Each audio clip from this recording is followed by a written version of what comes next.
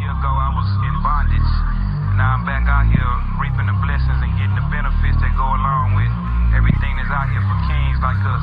The reason why we like this jewelry and this diamonds and stuff. Who inspires me? I am mostly inspired by those who took a while to get where they are. I had met several people who I always admired, and June Ambrose is definitely... It's so funny that for such a male-dominated industry, it's the women who influence me the most, because it's just something about the way that they've moved. I met June. One of my best friends was her head stylist, and I didn't know I was meeting June. I thought I was just going to, it was a restaurant that was opening. I thought I was just going to the restaurant opening.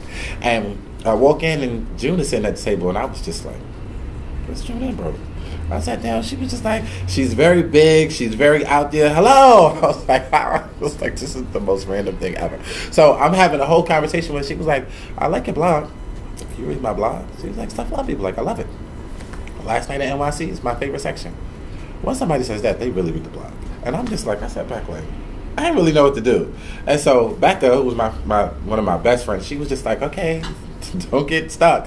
I'm like, how do you do it? June has been in the game now 21 years. She has done a lot for styling and just fashion, especially among the early 90s, the early 200s, 2000s. She's done a lot.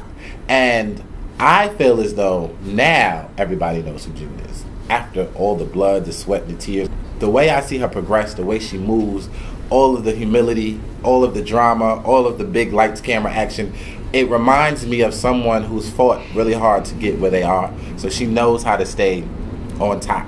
And I think that the people who I admire the most are the ones who know how to stay on top. Well, one of the best pieces of advice that I've ever received came from June Ambrose, the very first dinner that we had together.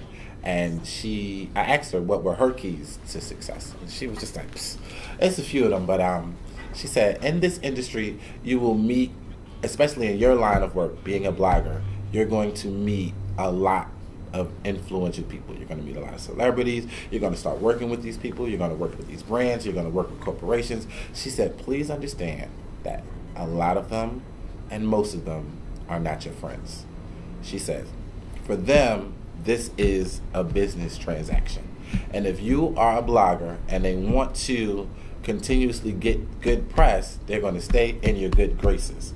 But understand, the minute another blogger that's hyper or more trendier or more popular comes along and they stop hanging out with you and they go to hang out with that blogger, understand that that's because they weren't your friend from the very beginning.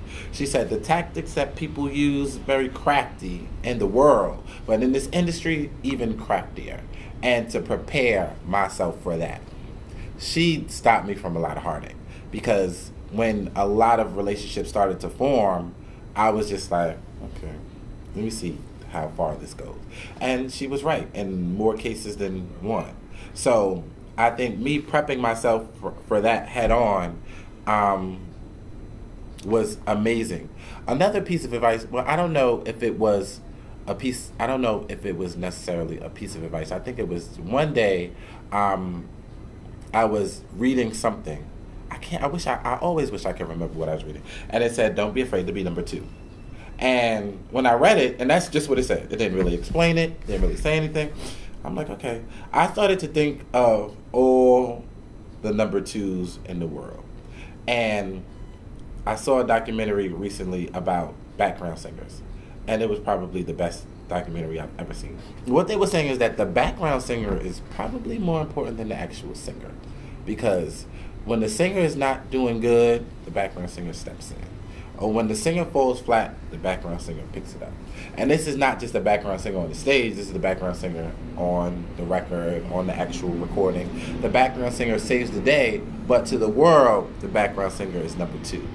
But it was saying if you can be comfortable enough to just be a background singer and be a great background singer, when it's time for you to be in the forefront, you'll be the best singer ever because you know how to play number two. And for me, I think that's the most ideal. When you are playing an assistant, when you are an intern, when you are trying to get your feet wet, if you can play that back road, when it's time for you to be that number one, you would have consumed everything that you've ever learned and be the best number one like ever. And I think the reason why all these number ones are amazing number ones is because at some point they were number two, and they did a great job of being number two.